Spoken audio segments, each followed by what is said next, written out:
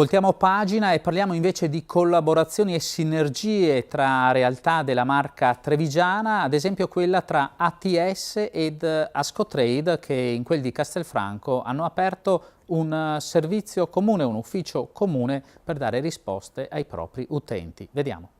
Ascotrade e Alto Trevigiano Servizi firmano un nuovo sodalizio a Castelfranco Veneto. Le due aziende trevigiane hanno infatti aperto nel comune castellano un nuovo ufficio comune, il terzo nella provincia di Treviso.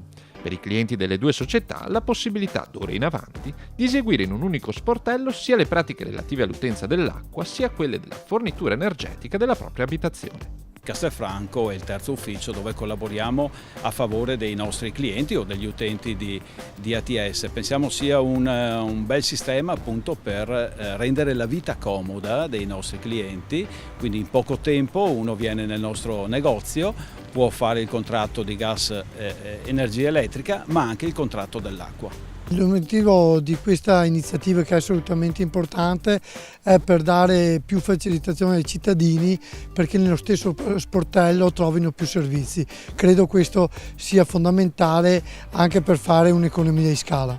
Il nuovo ufficio, uno spazio di circa 100 metri quadrati dove gli operatori delle due utenze sono divisi da una sala d'attesa, risponde alla scelta condivisa delle due società di gestire il servizio di post vendita e assistenza al cliente attraverso il contatto umano. Noi cerchiamo sempre di venire incontro all'utenza facendogli fare più pratiche possibile attraverso lo sportello online. Tuttavia, per alcune di queste è necessario il contatto umano. Abbiamo aperto negli ultimi anni più di 20 negozi sparsi nel Veneto e preferiamo questa linea ai tanti call center, alle tante telefonate che arrivano nelle case, che sono patrimonio delle società nostre competitor che operano a livello nazionale. Quindi la società locale riesce a fare sistema e a dare servizi di qualità maggiore anche attraverso queste scelte. Da parte di Ascotrade, azienda di fornitura di gas e luce, e Alto Trevigiano Servizi, società che eroga il servizio idrico in 53 comuni della Marca, la volontà di portare avanti una collaborazione che poggia le basi su un protocollo d'intesa firmato lo scorso aprile insieme ad altre 7 realtà della provincia di Treviso. Asco TLC, Contarina, Savno, Piave Servizi SRL, Ater Treviso, IPA della Pedemontana del Grappa e Asolano e IPA Terre Alte della Marca Trevigiana.